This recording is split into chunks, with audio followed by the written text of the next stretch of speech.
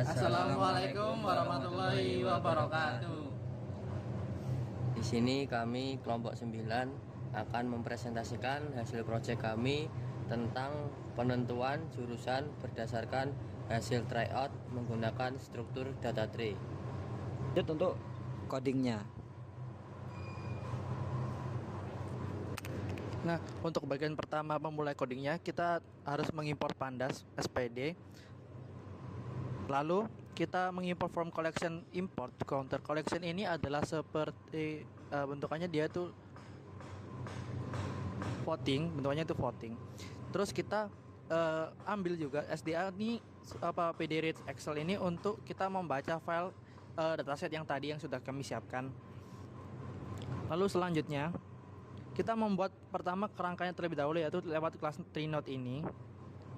Lalu kita tambah anak sebagai leaf-nya. Lalu kita cek jurusan. Nah, di cek jurusan ini kami menggunakan beberapa kondisi. Jikalau semisal jurusan itu memiliki anak, dia akan menurun ke bawah lagi untuk mengecek apakah skor LP, LB, dan PU-nya itu sesuai dengan dataset yang kami sediakan, dataset yang kami gunakan tadi. Jikalau tidak, dia akan kembali ke jurusan tadi yang jadinya itu jurusan yang tadi itu jadi hasil akhirnya gitu. Jadi kalau semisal dia masih bisa turun ke bawah, itu masih terus dikategorikan lagi. Kalau semisal dia tidak bisa turun lagi ke bawah, itu menjadi hasil akhirnya, seperti itu. Selanjutnya untuk algoritma, mungkin kita langsung ke code-nya saja. Di sini kami punya tiga fungsi, yaitu seleksi jurusan DT1 yang di sini menjadi prioritas utamanya adalah LP, posisi LP dengan skor LP yaitu minimal 650, dan untuk seleksi jurusan kedua ada LB sebagai prioritas utama dengan skor LB minimal 650, dan yang terakhir adalah fungsi seleksi jurusan DT3 dengan posisi utama adalah PU dengan skor PU adalah 650. Nah, logikanya adalah seperti ini. Sebenarnya sama untuk fungsi pertama, kedua, dan ketiga sebenarnya sama. Bedanya cuma untuk posisi utamanya aja, ini LP, yang kedua LB, yang ketiga adalah PU. Nah, di sini jika posisi pertamanya adalah LP dengan syarat skor LP pengguna adalah 650, maka kita lanjut ke node berikut. Di sini kami menggunakan parameter OR atau penghubung OR karena pasti yang memenuhi adalah salah satu dari sisi ini, yaitu untuk LB yang posisi 2 atau PU yang posisi 2. Lalu untuk posisi LP yang 2 dengan syarat nilainya adalah 500 sampai 650, yaitu sama juga kami menggunakan penghubung OR, yaitu yang posisi 1 LB atau PU. Nah, sini pasti pertanyaan kenapa posisi 3 tidak disebutkan di sini, karena kami tidak memandang posisi 3, karena yang tinggi pasti posisi pertama dan posisi kedua. Dengan posisi pertama pasti nilainya adalah sekitar lebih dari 650-an, dan posisi keduanya ada sekitar lebih dari 600-an. Nah, posisi 3 itu pasti kecil, dan dengan nilai sedikit saja, kecil saja pasti sudah diterima. Nah, jadi untuk posisi pertama jika udah ditempatin LP, maka ada posisi kedua yang harus ditempatin LB atau PU.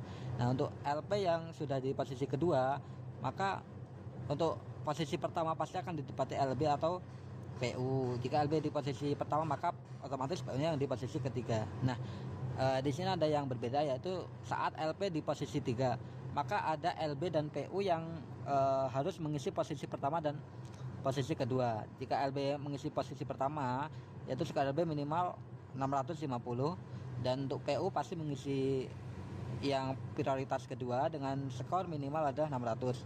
Atau jika posisi LB-nya, atau sebaliknya, jika posisi LPU-nya yang pertama, maka skornya PU harus 650, dan jika posisi LB-nya di posisi 2, maka skornya adalah minimal 600, adalah lebih dari 600.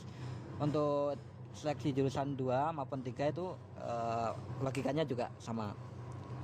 Nah, selanjutnya adalah di sini untuk membangun rootnya. Di sini kami rootnya sebenarnya memulai dari LP, memulai dari seleksi yang bagian LP yang decision tree yang pertama. Nah di sini ini adalah untuk membaca code-nya, apakah ada row prioritas 1, row prioritas 2, dan row prioritas 3 yang berisi LP, LB, dan PU. Jika tidak ada kita skip aja, tapi ya pasti ada. Nah selanjutnya di sini kita menggunakan indeks +1. Kenapa? Karena dalam Python indeks itu dimulai dari 0. Jadi untuk bisa memulai dari 1 kita tambahkan 1 gitu. Selanjutnya adalah untuk prio adalah root tadi ya yang bagian pertama. Nah if prio satunya adalah LP, maka kita gunakan yang decision tree yang pertama tadi. Kalau prio pertamanya LB, kita gunakan decision tree untuk yang kedua. Lalu untuk yang prio, jika prio satunya adalah PU, kita gunakan yang algoritma DT3 tadi. Nah selanjutnya di sini ada journal. Journal itu kita lihat untuk row jurusan ada kondisinya adalah seleksi jurusan yang merupakan algoritma yang yang sudah kita terapkan tadi di bagian sini. Dan yang terakhir adalah jurusan. Nah ini adalah proses untuk rekomendasi jurusan dari hasil DT1, DT2, dan DT3. Ketiganya nanti digabung dengan counter. Di situ kita gabungkan jadi satu dalam, mungkin katakan saja dalam bentuk list. Nah selanjutnya kita voting. Nah dengan jurusan counter terbanyak maka akan menjadi rekomendasi jurusan final. Jadi jika seperti contoh tadi, jika ada 2, 3, dan 4, 2, jika yang terbanyak yang mana nanti dipilih. Oke. Nah selanjutnya jurusan-jurusan tersebut yang sudah terpilih maka akan direkomendasikan menjadi rekomendasi final dan akan dicocokkan dengan PTN yang cocok sesuai passing grade.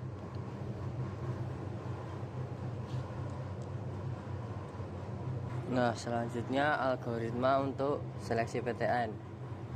Di dev seleksi PTN ini berfungsi untuk menyeleksi PTN dari rekomendasi jurusan yang sudah dijelaskan di slide sebelumnya.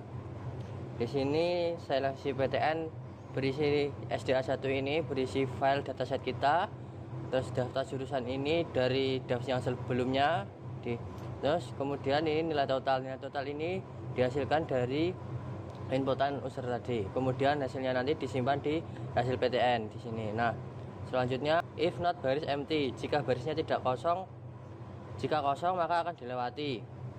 Nah kemudian ini dicek lagi di dataset kita tadi, PTN nya ada ITS, Unair, UB, UM, Unesa, UPN Veteran Jatim. Nah di sini jika PTN barisnya kosong ini akan bernilai 0.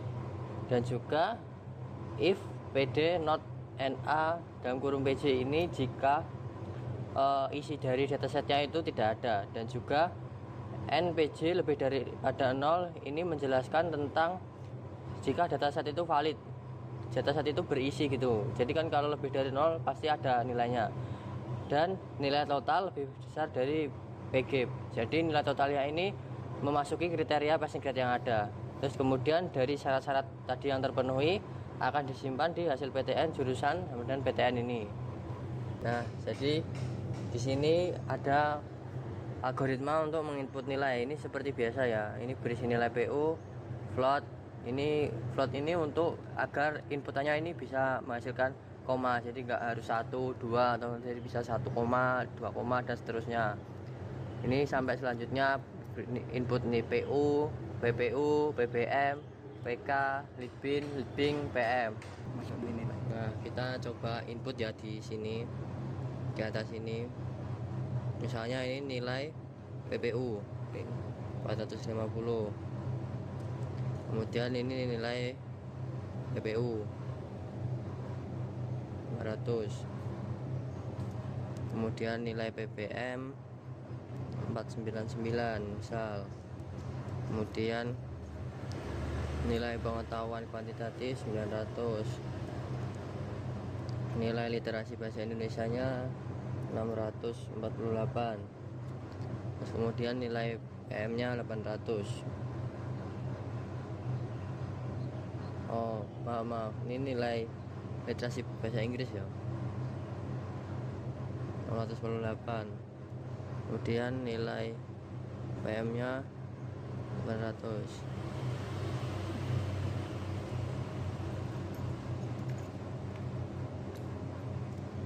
Nah, dari hasil inputan yang tadi kita tahu nilai rata-rata kita itu 662,00 dan rekomendasi jurusan dan PTN yang ada itu di Aktuaria UNER, Sains Data UNESA, Sains Data UPN Veteran Jatim, dan juga arsitektur. Tetapi arsitektur di sini kita tidak ada universitas yang memenuhi karena di dataset kita terbatas di perguruan tinggi negeri di Jawa Timur.